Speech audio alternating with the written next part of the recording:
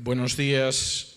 Tengo que decirles que para mí es un honor y realmente una satisfacción y un privilegio el poder compartir con ustedes la palabra en el día de hoy y sobre todo compartirla hablando de algo tan absolutamente increíble, pero cierto y amenazante como es la ideología de género. Algunos de ustedes quizá oyen por primera vez este término, esta denominación de ideología de género. Tengo que decirles que la ideología de género es uno de los planes totalitarios más ambiciosos que existen en estos momentos y que es enormemente ambicioso porque otros planes totalitarios que han existido previamente en la historia de la humanidad nunca pensaron en cambiar la naturaleza humana. El comunismo podía pensar en cambiar las relaciones de producción, cambiar el mundo de base hundiendo al imperio burgués, como dice la letra de la Internacional. El nacionalsocialismo alemán podía aspirar a liberar al mundo de los judíos y al mismo tiempo a asentar la supremacía de la raza aria, pero nunca pensaron que podían cambiar la propia naturaleza humana. No creyeron que los hombres podían dejar de ser hombres o las mujeres podrían dejar de ser mujeres o cosa parecida. La ideología de género cree que efectivamente eso es posible y no solamente que es posible, sino que además es algo deseable. En realidad, ninguno de nosotros somos hombres o mujeres, sino que por el contrario lo que somos es seres que pueden cambiar su género según lo deseen. Tengo que decir que esto en términos científicos es un disparate. Si ahora uno de ustedes decidiera que ya no es Carlos, sino que es Carlota, y se inyectaran masivamente hormonas femeninas y en un momento determinado se extirpara sus genitales masculinos y le construyeran algo parecido a unos genitales femeninos, cuando analizáramos su ADN nos seguiría gritando que es Carlos.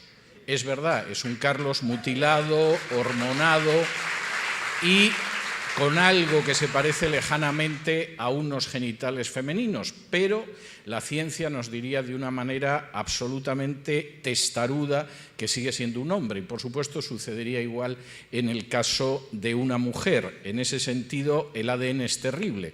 Y por cierto, esto es algo que legalmente sabemos y que no tiene discusión. Hace aproximadamente 2 años, una señora en España decidió que era la hija del pintor español Salvador Dalí y que como era la hija tenía derecho a una parte de la herencia que era multimillonaria. Y por supuesto el asunto llegó a los tribunales y la prueba de ADN decidió que no era la hija de Salvador Dalí y que por mucho que se sintiera la hija de Salvador Dalí no iba a recibir un solo euro de la herencia. Es curioso, esto lo tenemos muy claro en términos científicos. Ningún tribunal aceptaría que alguien es hijo de Julio Iglesias solo porque se siente hijo de Julio Iglesias o de Salvador Dalí, pero estamos dispuestos a aceptar que de pronto Carlos es Carlota o Carlota es Carlos porque encaja en la ideología de género. ¿Y cómo hemos llegado a eso? Pues porque la ideología de género no es el reconocimiento de un derecho, sino que la ideología de género forma parte de una agenda de control mundial que es la agenda globalista. Permítanme que les mencione algunos de los aspectos de la ideología de género tal como aparecen recogidos en el Manifiesto de la Contrasexualidad. El Manifiesto de la Contrasexualidad es uno de los textos canónicos de la ideología de género, en el que, por ejemplo, se afirma lo siguiente: los hombres y las mujeres son construcciones del sistema heterosexual de producción y reproducción que autoriza el sometimiento de las mujeres como fuerza de trabajo sexual y como medio de reproducción. Para que ustedes lo sepan, nosotros no nacemos hombres o mujeres, no, hay un sistema de explotación de las mujeres que decide que somos hombres o mujeres, pero podemos evadirnos de ese sistema. ¿Y qué pretende la ideología de género? Pues como dice aquí, La contrasexualidad apunta a sustituir ese contrato social que denominamos naturaleza por un contrato contrasexual. En este nuevo contrato, los cuerpos no se reconocen como hombres y mujeres, sino como cuerpos hablantes. De manera que ya saben, la naturaleza no es la naturaleza, en realidad es un contrato social. No sabemos en qué momento, hace miles de años, los hombres conseguimos convencer a las mujeres para que fueran ellas las que se quedaran embarazadas y tuvieran a los niños, pero parece ser que en algún momento lo conseguimos. Tienen que tratar esto en la conferencia de varones. Y lo cierto es que eso no deja de ser un contrato social que llamamos naturaleza y que, por supuesto, tenemos que acabar, porque, como dice aquí el manifiesto de la contrasexualidad, lo real masculino o lo real femenino no existe. Es simplemente una creación social. Bueno, ¿y qué sucede entonces cuando uno de pronto contempla a un auditorio como ustedes y, sin verlos desnudos, yo sé que esa señora es una mujer y ese es un hombre, y ese es un hombre y esa es una mujer y esa es una mujer, aunque lleven mascarilla? Es decir, los puedo identificar con una enorme facilidad. Ahí hay 4 mujeres, ahí hay 2 mujeres y un hombre. No necesito tener unas dotes especiales para ver eso. Si además estuviéramos desnudos, todavía tendríamos más argumentos visibles para afirmar quién es un hombre y una mujer. ¿Cómo negamos esto? ¿Cómo decimos que en realidad no somos hombres ni somos mujeres, sino que en realidad existe solo un género y que escogemos el género y que no tiene ninguna importancia el tipo de genitales que tengamos? ¿Cómo solucionamos ese problema que salta a la vista? Pues el manifiesto de la contrasexualidad lo explica. La razón por la que podemos decir eso es porque al final vamos a potenciar un tipo de sexualidad que no se fija tanto en las evidentes diferencias entre un hombre y una mujer, porque el centro erógeno universal, situado más allá de los límites anatómicos impuestos por la diferenciación sexual, es el ano. Yo no soy un especialista en anos, pero estaría dispuesto a aceptar que no debe de haber mucha diferencia entre el ano de un hombre y una mujer. Pero acabar diciendo que al final, que es obvio que no existe esa diferencia, que no hay sexos y solo hay géneros, se ve en el ano, verdaderamente es algo para pensarlo. Esto no solo es un discurso filosófico, este es un discurso que tiene finalidades sociales. Permítanme que les lea algunas. Por ejemplo, ¿qué pretende esta nueva sociedad? Primero, abolición del contrato matrimonial. Segundo, abolición de los sistemas de transmisión y legado de privilegios patrimoniales y económicos. Universalización de las prácticas estigmatizadas como abyectas. Por ejemplo, resexualizar el ano. Esto ya es manía. O, por ejemplo, el hecho de que la contrasexualidad denuncia, persigue y castiga todas aquellas políticas psiquiátricas, médicas y jurídicas que impidan los cambios de sexo. O, por ejemplo, de nuevo cito textualmente, la sociedad contrasexual demanda la abolición de la familia. Las finalidades en ese sentido son muy claras. Lógicamente este es un vuelo a vuelo de pájaro y seguramente quedarán cabos sueltos, son simplemente pinceladas, pero esto pretende la ideología de género. ¿Y cómo conseguimos imponer la ideología de género? Porque si yo en estos momentos les digo que soy Simón Bolívar, seguramente, o Juan el Bautista, puestos a elegir, seguramente antes de que acabe la exposición aparecerán 2 personajes con bata blanca en la puerta de la iglesia que me conducirán a una ambulancia y me llevarán a un centro donde me traten. Pero si de pronto yo dijera que en vez de César, desde ayer soy cesárea, hay gente que aplaudiría. Bueno, ¿cómo hemos llegado a ese punto? Es más, nosotros no estamos dispuestos a admitir ese tipo de disparates en infinidad de ocasiones. Los tratamos. Por ejemplo, si la hija de uno de ustedes llega a casa y dice: papá, llevo sin comer 2 semanas porque yo me miro en el espejo y me veo como un hipopótamo. Y por lo tanto, papá, yo voy a seguir sin comer. Y el padre dice: pero hija, lo que parece es que acabas de salir de un campo de concentración, que vas a parecer un hipopótamo. No, pero yo me siento como un hipopótamo, yo me veo en el espejo y me veo como un hipopótamo, casi como un cruce de hipopótamo y elefante. El padre lleva a la niña a un psiquiatra y todo el mundo lo entiende. Efectivamente, esa niña necesita un tratamiento porque percibe una realidad que es equivocada. Y además está comprometiendo su salud al negarse a comer porque ella se ve de una manera que no es. Pero si llega tu hijo y dice: papá, que sepas que yo no soy Luis, soy Luisita, tienes que aplaudir al niño, no se te ocurra llevarlo a un especialista. En algunos países está prohibido legalmente tratar a una persona que afirma eso. Puedes acabar en la cárcel si te atreves a tratarlo, por ejemplo en España. ¿Cómo se puede llegar a esa situación?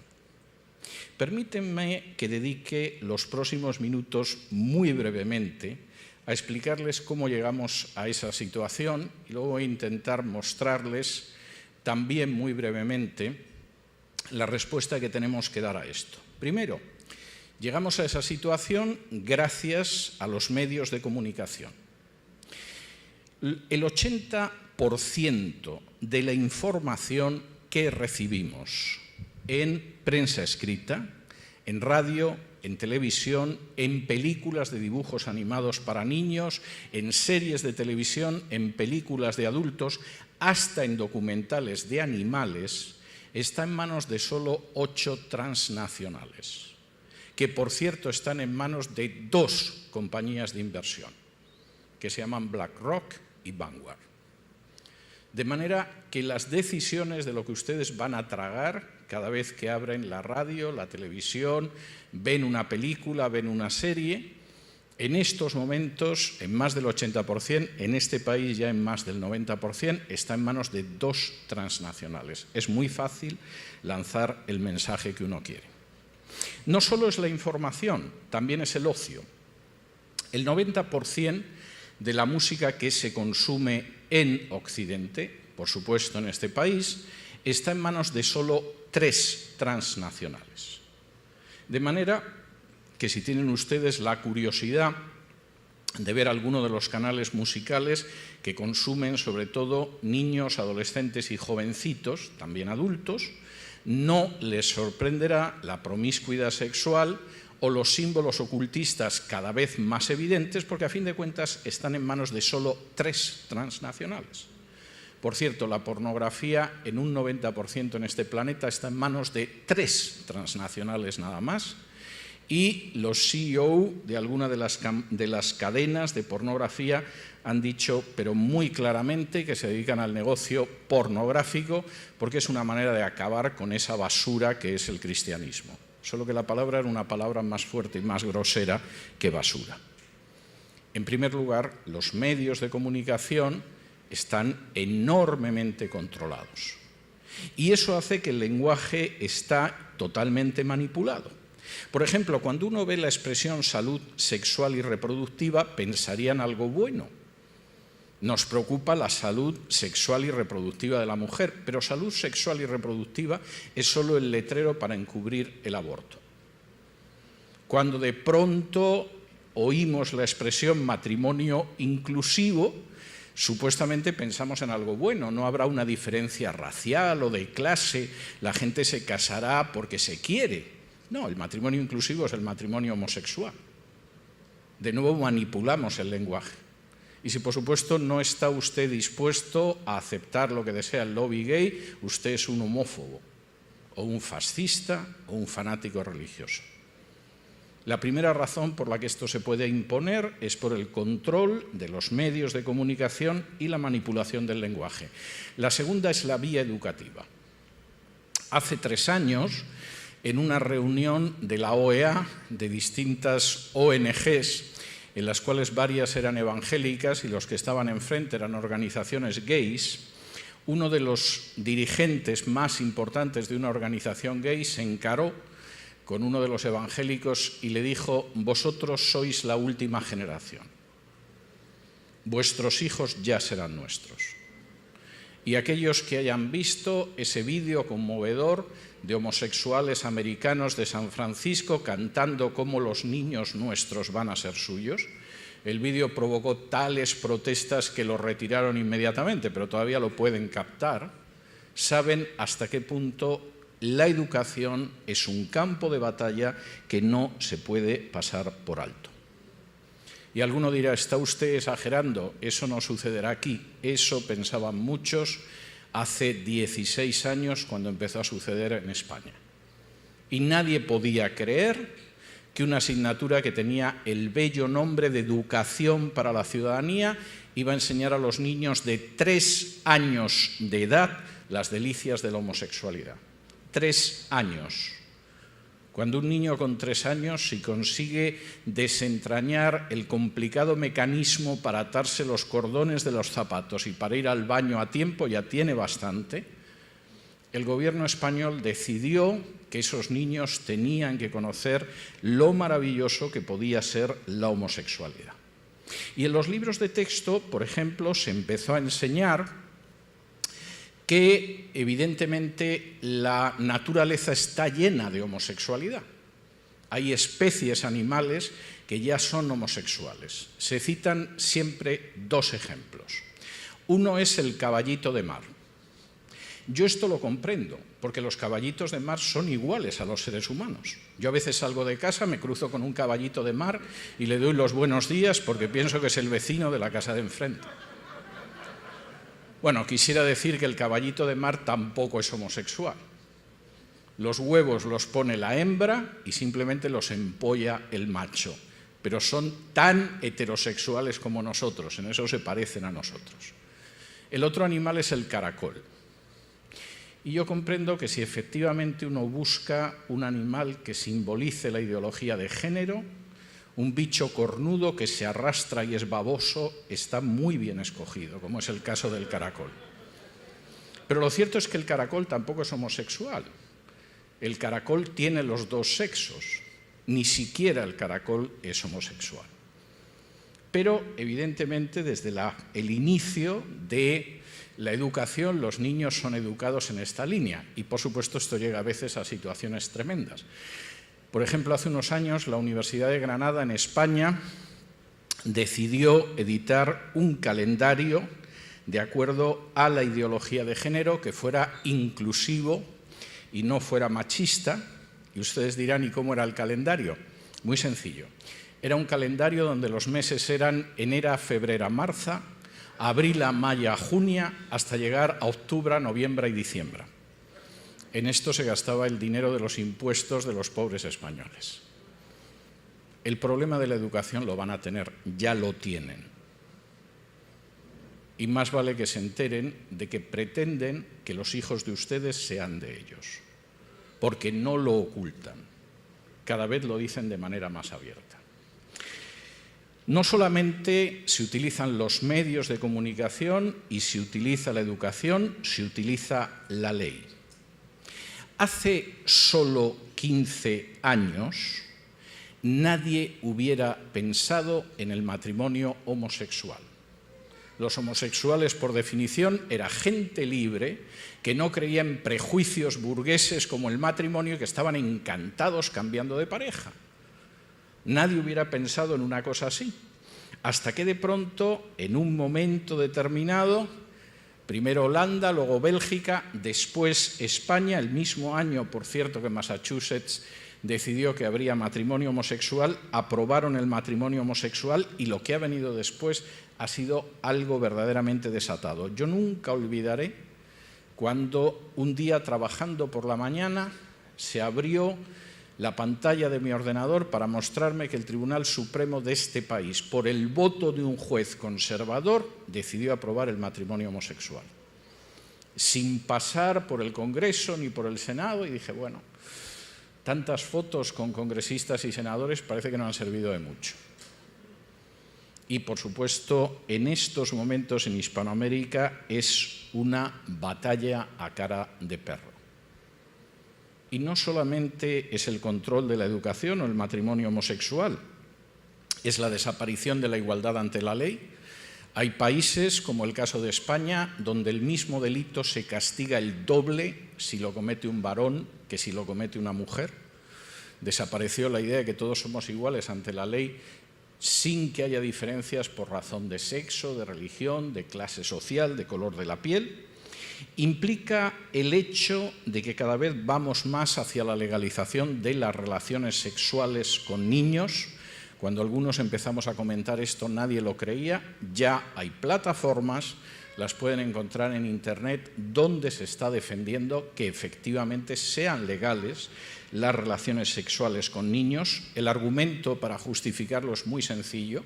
¿Quién mejor que un adulto para adiestrar sexualmente a un niño? Y uno se pregunta, ¿por qué hay que adiestrar sexualmente a un niño? No está en su edad de desarrollo, va a impedir su madurez y seguramente le causará daños muy difíciles de corregir. Pero efectivamente eso forma parte también de los procesos legislativos y, por supuesto, están las leyes que castigan a aquellos que se oponen a la ideología de género. Por ejemplo, un médico que trate a un homosexual que quiere dejar de ser homosexual, en la mitad de las comunidades autónomas de España puede acabar en prisión. Es ilegal. En Gran Bretaña existe en estos momentos un movimiento para que no se pueda ayudar a un homosexual a dejar de ser homosexual. Y es un proceso que se ha iniciado en varios estados de este país. Y cuarto aspecto que me parece muy importante. La imposición de la ideología de género no pasa solo por los medios, por la educación o por la ley, sino que pasa además por un intento de controlar el cristianismo. Permítanme que les dé un dato que me parece muy importante. A inicios del año 2019, eso es ayer en términos históricos, bueno, es esta mañana a la hora del desayuno en términos históricos, tuvo lugar en Bogotá, Colombia, un mega concilio, un super sínodo, una gran reunión de todas las organizaciones gays de Hispanoamérica para analizar la situación de la ideología de género. Llegaron a 3 conclusiones y esto es enormemente importante, presten atención. Primera conclusión, inicios del año 19. El avance de la ideología de género estaba frenado en Hispanoamérica. Se suponía que tenían que haber alcanzado las últimas posiciones, haber conseguido la legalización del aborto, del matrimonio homosexual, etc. Pero, aunque había algunos avances y algunos éxitos, por ejemplo en Argentina, en términos generales eso estaba frenado, estaba encallado, estaba detenido. Segunda conclusión muy importante. La culpa la tenían las iglesias evangélicas. Y el razonamiento que hacían las organizaciones gays era muy interesante. Nosotros habíamos pensado que la religión más importante y mayoritaria en Hispanoamérica es la Iglesia Católica. Y nunca dudamos de que con la Iglesia Católica llegaríamos a un pacto. No se discutía si íbamos a llegar a un pacto, sino cuánto nos iba a costar el pacto, pero al pacto llegábamos.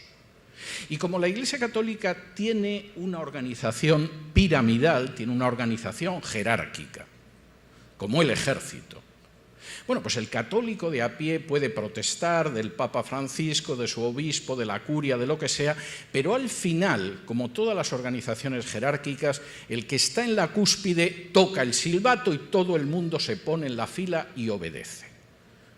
Y un sargento o un teniente sabe que en el ejército, si el coronel o el general da una orden, no le queda más remedio que colocarse en la fila y obedecer. Se estará acordando de la madre del general, quizá, pero obedece.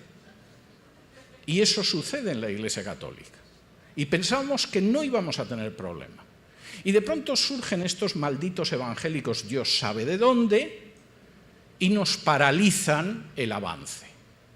porque se da la circunstancia de que esta gente no tiene un orden jerárquico, son gente de base, están en la calle, han decidido defender a sus hijos y nos han frenado. Segunda conclusión. Tercera conclusión, tenemos que infiltrarlos y destruirlos. Y este es un aspecto importante, porque la forma en que esto se realiza es tremendamente importante. ¿Cómo se hace? A través de 3 instrumentos. Primer instrumento, editamos Biblias gays. Si van ustedes a Amazon y escriben Gay Bible, les van a aparecer Biblias gays. Y uno dirá, ¿cómo es una Biblia gay? Aparte de que suelen llevar una crucecita con los colores del arco iris o algo así. Es muy sencillo y tiene precedentes históricos. Si van ustedes a una Biblia católica y llegan, por ejemplo, a Mateo 13, 54, 55, donde habla de que Jesús tenía hermanos y hermanas y da el nombre, verán que la Biblia católica tiene una nota a pie de página que muestra que los hermanos son cualquier cosa menos hermanos. Primos, parientes, compañeros del club de tenis de Jesús, cualquier cosa menos hermanos. ¿Qué sucede con las Biblias gays? Cuando ustedes llegan a un pasaje donde la Biblia muestra claramente que la práctica homosexual es desagradable a los ojos de Dios, la Biblia gay les dice que ahí no está hablando de homosexualidad. Está hablando de secuestro de esclavos, de violaciones de niños, etc., pero no dice en absoluto nada que tenga que ver con la homosexualidad. Segundo, creamos una teología gay. En Estados Unidos prefieren llamarla queer theology, que es una expresión bastante fuerte para traducirla al español, pero creamos una teología que vaya demostrando que efectivamente la homosexualidad no está mal. Por ejemplo, Hugh William Montefiore escribió un libro diciendo que solo podemos entender a Jesús si sabemos que era homosexual. Pero en España, un pastor de una iglesia evangélica ha escrito un libro que se titula «Solo un Jesús marica puede salvarnos», y el libro, por supuesto, ha sido defendido en algunas páginas web que se supone que son cristianas. Y, por supuesto, si se toman ustedes la molestia de ir a un libro que se llama El Evangelio Subversivo, de Tom Hanks, editado por la editorial CLIE, se enterarán de que Jesús tenía un novio y amante que era el apóstol Juan, que el criado del centurión era el amante del centurión y cuando Jesús lo curó bendecía las relaciones homosexuales, o que, por ejemplo, cuando aparece en Apocalipsis el arco iris es para celebrar algo tan maravilloso como el desfile del Día del Orgullo Gay. Les estoy poniendo solo algunos ejemplos, porque si van ustedes, por ejemplo, a una página como Lupa Protestante, encontrarán una defensa de todo este tipo de aberraciones que en muchas ocasiones entran totalmente en la blasfemia. Vuestros hijos van a ser nuestros, vuestros futuros pastores serán nuestros. Porque el tercer elemento, y esto es enormemente importante, ya no solo es la existencia de Biblias gays o de editoriales que difunden libros con esta orientación, sino que es la infiltración en organismos de carácter eclesial e interdenominacional. La FEREDE, la Federación de Entidades Religiosas Evangélicas de España, que agrupa más o menos al 70-80% de las iglesias evangélicas, tiene en su interior denominaciones que casan parejas homosexuales. Y se ha negado de manera sistemática a sacarlas de la federación. Esto no puede suceder aquí. La Convención Bautista del Sur todos los años tiene que resistir a un pequeño grupo de personas que quiere presionar a los bautistas del Sur para que acepten casar a parejas homosexuales. Y en otras denominaciones lo han conseguido. ¿Y qué hacemos? Porque ¿qué hacemos cuando al final, en medio de toda esta situación, parece que van avanzando, que han decidido que nuestros hijos serán suyos y que además piensan de una manera bastante más sagaz que la nuestra. A fin de cuentas, como enseñó Jesús, los hijos de las tinieblas son más sagaces que los hijos de la luz. Y ellos sí piensan en la siguiente generación. Nosotros quizá no somos conscientes del peligro que corren nuestros hijos, pero ellos sí tienen planificado lo que va a pasar con las siguientes generaciones e incluso se jactan de ello. ¿Qué hacemos frente a eso? Voy a dedicar los últimos minutos a esta cuestión. Primero, identifiquemos las mentiras. Si van ustedes al libro de Génesis, al capítulo 3, no lo vamos a leer, pero es el relato de la caída de la primera pareja humana, el diablo utiliza la mentira. Es más, si se fijan en la tentación a Eva, el diablo fracasa en el primer intento porque Eva identifica la mentira. Cuando el diablo le dice, es cierto que aquí no podéis comer de ningún árbol, etc., Eva le dice, no, podemos comer de todos, del único que no podemos comer es de ese. Y Eva, en el momento en el que identifica la mentira, desbarata esa acción del diablo. Pero el diablo no se da por rendido y continúa con otra mentira. No vais a morir si coméis de ese árbol, no. Todo lo contrario. Vais a llegar a ser como Dios. Vosotros mismos vais a decidir lo que es bueno y lo que es malo. No tenéis que escuchar a Dios para que os lo diga. Vosotros mismos lo decidís. Y Eva esa segunda mentira no la desactiva. Debía de haber algo atractivo en eso de querer ser como Dios. Probó del fruto y luego se lo dio a su marido, que también comió. Hay que identificar las mentiras. Y si no identificamos las mentiras y no identificamos a los que dicen las mentiras y no captamos los procesos mediante los cuales se intenta lavar el cerebro de creyentes y no creyentes en relación con las mentiras, vamos muy mal. Porque simplemente abriremos nuestro aparato de televisor o nuestra radio, nuestro periódico, y efectivamente llegaremos a la conclusión de que tenemos que aceptar los objetivos del lobby gay, porque es que si no somos fanáticos religiosos, somos gente atrasada, somos personas encadenadas al siglo I. Hay que identificar las mentiras. Segundo, acompáñenme, esta vez sí, a Apocalipsis capítulo 21. No es un texto sobre el que se predique muy a menudo en las iglesias, pero creo que es un texto que hay que recordar mucho en estos momentos.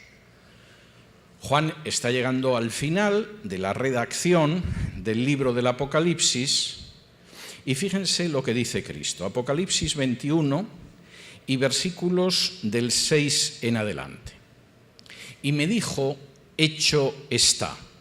Yo soy el alfa y la omega, el principio y el fin. Al que tuviere sed, yo le daré gratuitamente de la fuente del agua de la vida. El que venciere heredará todas las cosas, y yo seré su Dios, y él será mi hijo. Pero los cobardes e incrédulos, los abominables y homicidas, los fornicarios y hechiceros, los idólatras y todos los mentirosos tendrán su parte en el lago que arde con fuego y azufre, que es la muerte segunda. Fíjense en el versículo 8. ¿Quiénes son los primeros que van en fila para ser despeñados en el lago de fuego y azufre, que es la muerte segunda?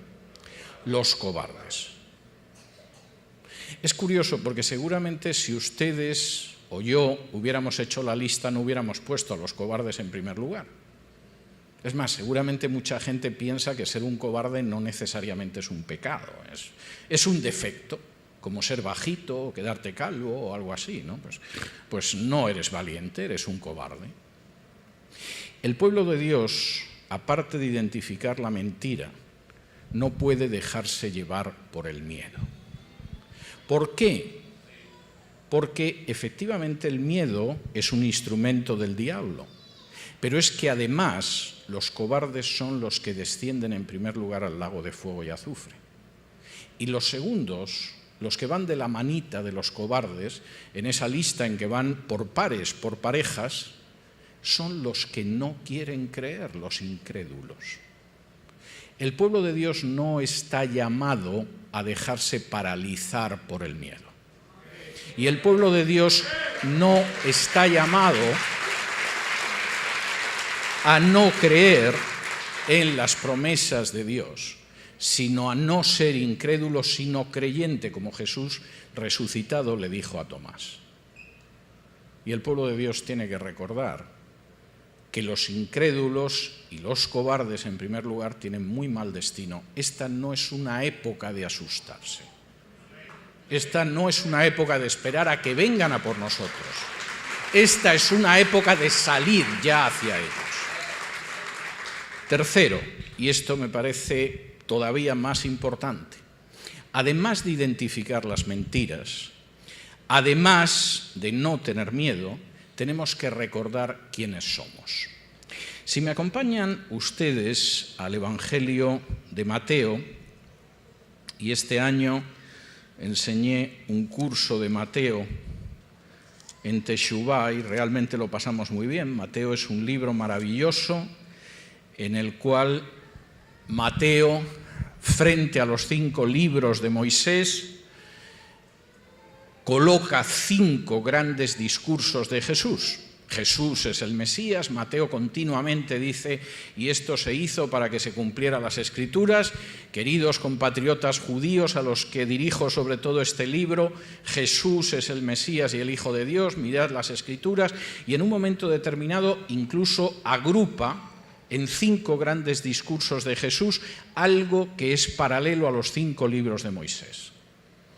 En un momento determinado, en el libro de Génesis, se nos habla del origen del mundo, del origen del pueblo de Dios, del origen de la redención, y Mateo en su primer discurso, que es el Sermón del Monte, los capítulos del 5 al 7, habla del origen de la vida cristiana. Muchos creen que el Sermón del Monte es el final de la vida cristiana. No. Los discípulos van a escuchar a Jesús al inicio del Evangelio en su primer discurso, que es el Sermón del Monte. Moisés habla de la salida de Egipto para conquistar la tierra prometida. El segundo discurso de Mateo, en Mateo 10, es la salida de los discípulos para predicar el Evangelio. Y así Mateo va realizando paralelos. No me voy a liar con esto porque supongo que quieren ustedes llegar a la cena de Navidad a la hora y como me pongo a hablar del Evangelio de Mateo, yo me conozco y esto es un peligro. Pero el discurso del Sermón del Monte empieza de una manera verdaderamente impresionante. Jesús empieza diciendo que sus discípulos son felices, son dichosos, son bienaventurados. Hasta ahí todos estamos contentos. El problema es que empieza a decir por qué son bienaventurados. Bueno, son bienaventurados porque lloran. ¿Cómo? Son bienaventurados porque los persiguen. Son bienaventurados porque dicen toda clase de calumnia y mentira contra ellos. Vamos a ver cómo se puede ser bienaventurado, feliz y dichoso así. Y Jesús dice, es verdad que tenéis hambre y sed de justicia, pero vosotros sois los únicos que vais a ser saciados. Es verdad que lloráis, como han llorado millones de seres humanos, pero vosotros seréis consolados. Es verdad que os persiguen. Eso fue lo mismo que hicieron con los profetas. Y es verdad que os calumnian y hablan mal de vosotros, pero vuestra recompensa será grande en el reino de los cielos. De modo que os sobran razones para ser felices. Y en ese momento, Jesús llega a una descripción de lo que son sus discípulos y define a sus discípulos y los define de una manera verdaderamente notable. Uno pensaría que ahí debe de aparecer una confesión de fe, algo así, ¿no? Un poco serio teológicamente. Fíjense cómo define Jesús a sus discípulos. Mateo 5, versículo 13. Vosotros sois la sal de la tierra, pero si la sal se desvaneciere, ¿con qué será salada? No sirve más para nada, sino para ser echada fuera y hollada por los hombres. Primero, vosotros sois la sal de la tierra, no una marca más de sal en el supermercado espiritual. La única sal que tiene esta tierra sois vosotros. En la época de Jesús, pero durante muchos siglos después de la época de Jesús, la sal no era tanto un condimento para cocinar como un elemento para evitar que los alimentos se pudrieran. Los españoles llegaron hasta las costas de este continente, no voy a entrar en si eso fue una bendición o una desgracia, pero llegaron gracias a que los alimentos se conservaban en sal. Si no, no hubieran podido cruzar el mar comiendo y llegando hasta aquí. De manera que el pescado, la carne, etcétera, iba salada. Y Jesús dice, vosotros vivís en una sociedad que, puesto que es una sociedad tocada por el pecado, tiende a pudrirse, a descomponerse, a convertirse en una masa putrefacta.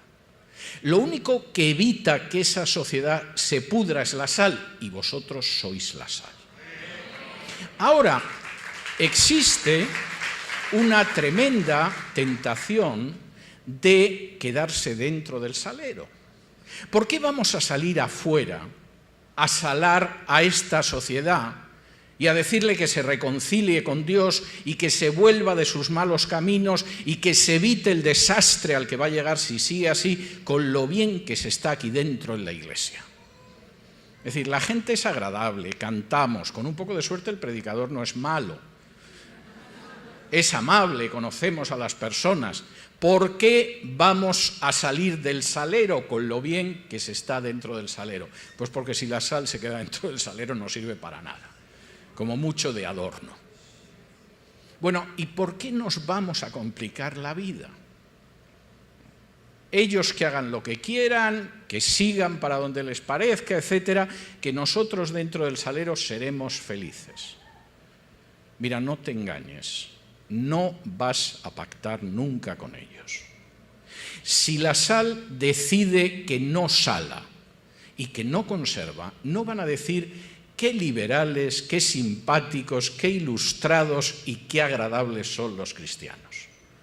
La conclusión a la que llegan es: son unos hipócritas y unos cobardes.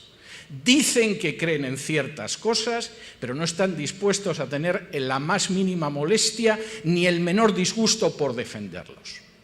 Y como son unos hipócritas y unos cobardes, los vamos a pisotear. Y si la sal no actúa como tiene que actuar, ¿qué hace el mundo? Jesús lo advierte. La tiran y la pisotean. Y uno dirá, no, eso no sucede. Sí, eso sucede, yo lo he visto. Cuando en el año 2005 en España el gobierno decidió lanzar una batería de leyes de ideología de género, el adoctrinamiento de niños en las escuelas, el matrimonio homosexual, la adopción de criaturas por parte de parejas homosexuales, la mayor parte de las iglesias decidió callar. No nos compliquemos la vida, vamos a callarnos. Y cuando el gobierno decidió que a esas iglesias además les daba dinero, además a través de una fundación cuyo presidente era el político homosexual más conocido en España, para que quedara claro el mensaje de lo que estamos comprando con vuestro silencio, la mayoría calló y pensó que había ganado la paz. Los consideraban gente ilustrada, liberal, de mente abierta, no fanáticos. El día que el Congreso aprobó la ley de matrimonio homosexual, se llevaron a 2 pastores evangélicos para que hablaran desde la tribuna, y uno de ellos empezó su breve discurso diciendo: estoy aquí para que quede claro que todos los evangélicos en España no somos como César Vidal. Bueno, afortunadamente no son como yo, pero en esa cuestión seguramente sí hubieran debido serlo. Y pensaron que habían ganado la paz. Apenas 5 años después apareció la segunda oleada de leyes de ideología de género. Y de pronto, las leyes contra lo que se llama discriminación por razón de género abrieron la puerta a que si tú que eres pastor, un día viene tu secretaria y te dice: mire, pastor, soy la novia de María y voy a venir a sentarme con mi novia en la primera fila de bancos de la iglesia este domingo y esperamos que nos case usted a la vuelta de unos meses. O si llega el director del coro y te dice: mire, pastor, soy el novio de Ramón Y espero que si el Señor confirma nuestra relación, usted nos va a casar y no los casas o los despides. Puede caer una multa, pero también una pena de cárcel sobre ti. Y entonces se asustaron. Y entonces dijeron, nos pueden cerrar la iglesia. Y entonces dijeron, ¿y qué va a pasar si me meten en la cárcel? Pues está pasando lo que Jesús dijo. Cuando la sal no actúa como tiene que salar, la tiran fuera y la pisotean. No la respetan. No piensan que es que son muy abiertos y muy liberales, los pisotean. Tenemos que recordar que somos la sal del mundo. Pero fíjense lo que dice a continuación Jesús, porque esto es enormemente importante. Mateo 4, versículos del 14 en adelante. Vosotros sois la luz del mundo. Una ciudad asentada sobre un monte no se puede esconder, ni se enciende una luz y se pone debajo de un almud, sino sobre el candelero y alumbra a todos los que están en casa. Así alumbre vuestra luz delante de los hombres para que vean vuestras buenas obras y glorifiquen a vuestro Padre que está en los cielos. Vosotros no sois una luz más dentro del supermercado de luces, donde hay una luz mormona, una luz islámica, una luz budista, una luz sufí. No, sois la luz del mundo, no hay más. Y o ilumináis vosotros, o este mundo seguirá en tinieblas. Este mundo no tiene luz, está sumido en el pecado. Y esta sociedad, si no recibe la luz de los discípulos de Jesús, seguirá dando tumbos hasta que tropiece y se rompa la crisma en cualquier curva del camino. Sois la luz del mundo y tiene que brillar vuestra luz para que los hombres vean hacia dónde van. Luego ellos decidirán lo que hacen, pero vuestra luz tiene que brillar. Primero, hay que identificar las mentiras. Segundo, no hay que dejarse llevar por el miedo. Tercero, hay que recordar quiénes somos. Cuarto, hay que tener en cuenta que estas son batallas de larga duración y nosotros tenemos que ver siempre más allá de la situación de ahora mismo o de las próximas elecciones de midterm. Este país a mí me resulta a veces muy cómico, ¿no? Parece que la vida a lo más que puede llegar es a las elecciones de midterm o las elecciones presidenciales, que casi son las segundas elecciones de midterm. No hay más perspectiva, salvo los lobbies gays que tienen una perspectiva para apoderarse de nuestros hijos en una generación. Nosotros tenemos que tener una perspectiva que va más allá. Acompáñenme a la carta a los Hebreos, que sin duda es un escrito muy notable. La carta a los Hebreos es un libro maravilloso porque el autor escribe a una comunidad de judíos que en algún momento creyeron, pero fueron pasando los años y el templo seguía ahí esplendoroso, con unas construcciones que te quitaban realmente el aliento y se seguían celebrando sacrificios a diario. Y pasaban los años y el templo seguía en pie. Y las profecías de Jesús sobre la destrucción del templo no tenían aspecto de que aquello fuera a cumplirse. Y Jesús tampoco volvía. Y algunos empezaron a decir, a ver si nos equivocamos hace años cuando creímos en Jesús. Y el autor de la carta a los Hebreos les escribe la carta para explicarles la situación. El primer capítulo de la carta es para mostrar bíblicamente que Jesús no solo es un hombre, es Dios. Y de hecho, en Jesús, en el Hijo, es como Dios habló de manera definitiva. Había hablado poquito a poco en el pasado a través de los patriarcas, de los profetas, pero ahora en Hijo, que sería la traducción literal de Hebreos 1, 1 y 2, ha hablado Dios y ha hablado de manera definitiva. En el capítulo 2, el autor de la carta a los Hebreos muestra que además Cristo era un hombre, pero distinto a nosotros, sin pecado. Y en los siguientes capítulos va mostrando cómo todo el sistema de la religión judía está caducado. Eso se ha acabado. Su sistema sacrificial no tiene valor porque ha sido sustituido por el sacrificio de Cristo. Ese templo no tiene ninguna utilidad. Cristo ha pasado con su sangre y su sacrificio en el santuario. Sus sacerdotes no sirven de nada si tienen hasta que presentar sacrificios por ellos mismos, pero Cristo una vez y por todas presentó un sacrificio y ya se ha sentado a la diestra del Padre. Le quedan 2 noticiarios al templo de Jerusalén. Y después de que el autor de la carta a los Hebreos, quizá muy poquitos años antes de la destrucción del templo de Jerusalén y la desaparición de la ciudad santa, escribiera la carta, de pronto, en el capítulo 11, llega a una cuestión esencial que es la fe. Yo os he contado todo esto y tenéis que recibirlo a través de la fe. Y empieza contándoles esos testimonios de fe que tanto nos gustan a todos, ¿no? Había un gigante fanfarrón y bravucón que se llamaba Goliat y un muchacho que se llamaba David que tenía fe, le dio una pedrada en la frente y se acabó el gigante. Había unos muros inmensos en Jericó que los israelitas parecían langostas entre la gente de Canaán, pero los muros se vinieron abajo. Y cuenta una serie de ejemplos de fe que nos hubiera gustado ver. Nos hubiera gustado ver cómo pasaba el mar de las cañas el pueblo de Israel perseguido por el ejército de Faraón. Nos hubiera gustado ver la caída de los muros de Jericó, el momento en el que David venció a Goliat, etc. Pero de pronto el autor de la carta a los Hebreos se detiene en que hay otro tipo de ejemplos de fe. No siempre los ejemplos de fe son ejemplos tan felices, tan espectaculares, tan de película de Hollywood. Y dice en Hebreos capítulo 12 y versículos del 36 en adelante. Otros experimentaron vituperios y azotes y, además de esto, prisiones y cárceles. Fueron apedreados, aserrados, puestos a prueba, muertos a filo de espada, anduvieron de acá para allá cubiertos de pieles de ovejas y de cabras, pobres, angustiados, maltratados, de los cuales el mundo no era digno, errando por los desiertos, por los montes, por las cuevas y por las cavernas de la tierra.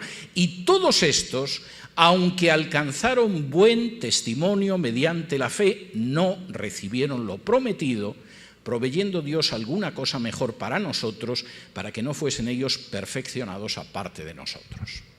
Hubo héroes de la fe que vieron cosas espectaculares, pero otros no vivieron en esa época. Otros vivieron en una época que, como dice muy bien el autor de la carta a los Hebreos, la sociedad en medio de la que vivían no se los merecía en absoluto. Y como no se los merecía, los odiaba. Y los persiguieron, y los aserraron, y los encarcelaron, y los mataron. Algunos de ellos murieron, otros tuvieron que exiliarse, otros tuvieron que vestirse con pieles de animales para no ir desnudos, pero todos fueron aprobados. No pasaron por eso porque no tuvieran fe. No, todos fueron aprobados por su fe.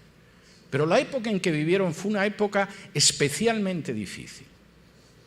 Y de manera que Dios entiende en sus propósitos, se encontraron en esa situación. ¿Y qué dice entonces el autor de la carta a los Hebreos? Fíjense lo que dice en el capítulo 12.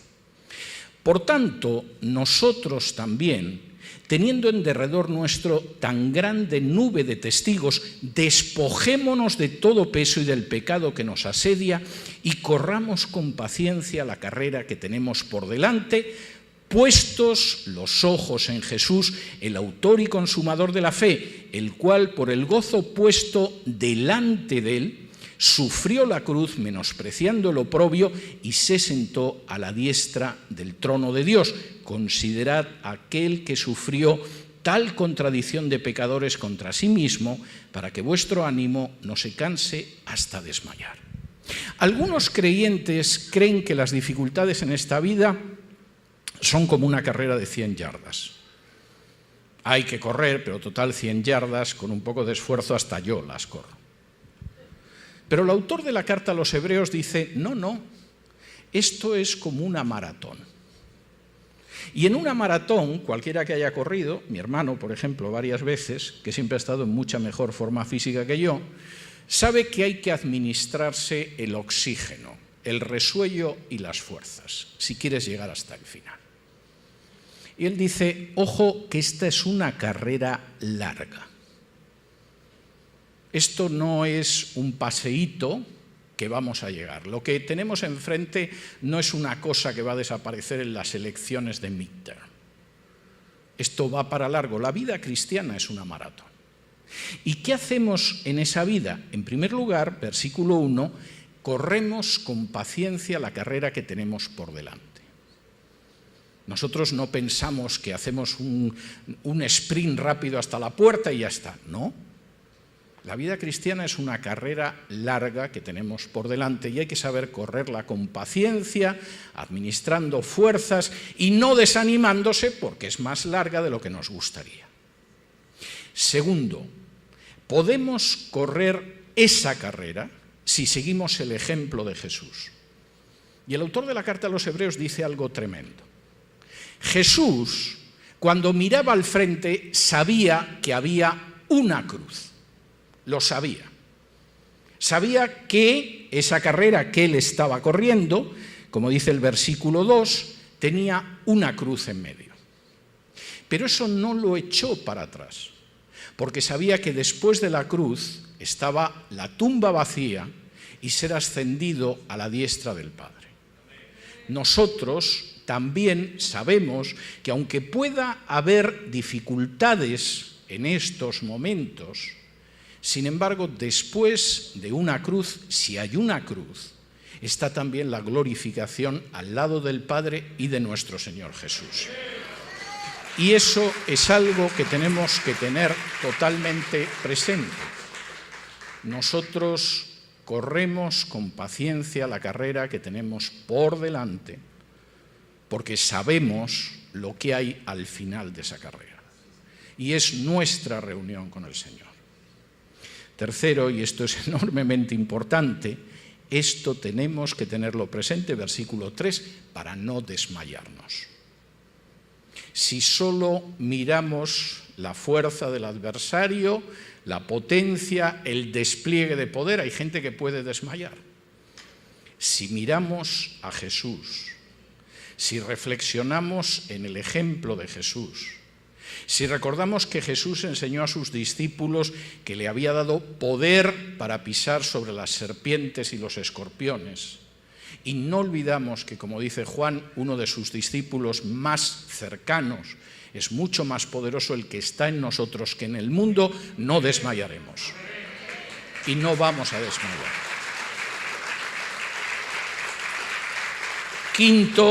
Quinto y último punto, lo que supongo que les tranquilizará porque ya estoy en el final. Quinto y último punto. Dios es el que controla la historia.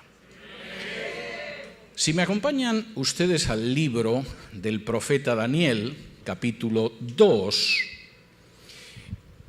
el libro de Daniel, que es un libro además escrito en muy buena medida en medio de situaciones de persecución de los creyentes por parte del imperio más importante de la época, que era Babilonia. Es un libro con muchas lecciones. Hay gente que se pierde en especulaciones escatológicas en Daniel y en ver si eso coincide con el último movimiento de tropas en el Oriente Medio. Es una manera penosa de perder las lecciones de Daniel, porque Daniel tiene sobre todo lecciones prácticas. El capítulo de Daniel es tremendo. Ustedes seguramente han tenido la experiencia de un mal sueño y de pronto una mañana te levantas con sensación de malestar, has soñado algo, pero no te acuerdas de lo que has soñado, pero te has levantado con muy mal cuerpo. Pero como a fin de cuentas eres un ciudadano normal, te tienes que aguantar con no acordarte de tu sueño. ¿Y qué pasa si eres Nabucodonosor, rey de Babilonia? Pues entonces convocas a todos tus magos, hechiceros, caldeos, adivinos para que te solucionen el problema y les dices: he tenido un sueño esta noche, me encuentro muy mal, tengo un cuerpo malísimo, interpretadme el sueño. Y los magos inmediatamente dicen: sí, majestad, claro, ¿cuál es el sueño? Y Nabucodonosor dice: no me acuerdo. Bueno, pues es que no podemos revelarte el sueño si no nos lo cuentas. Pues más vale que me lo reveléis, porque os voy a ejecutar a todos si no me interpretáis el sueño. Y en ese momento los magos, los caldeos, los hechiceros, los adivinos de la corte de Babilonia, esto va a acabar mal. Y tenemos que salir de esta situación, a ser posible con la cabeza sin que esté separada del resto del cuerpo. Y de pronto uno dice, hay un exiliado de Judea por aquí que se llama Daniel, que parece que es un chico muy piadoso, quizá él nos pueda sacar del problema. De modo que llaman a Daniel, a ver si Daniel les puede sacar de esa situación. Por supuesto, les adelanto el final de la historia. El Señor revela a Daniel el sueño de Nabucodonosor y Daniel le dice a Nabucodonosor el sueño y lo que significa, pero no voy a entrar ahora en eso. Daniel, cuando se dirige a Dios, hace una afirmación que nosotros tenemos que recordar mucho en estos tiempos. Si me acompañan a Daniel capítulo 2, y vamos a leer desde el versículo 19, dice así. Daniel 2, del 19 en adelante.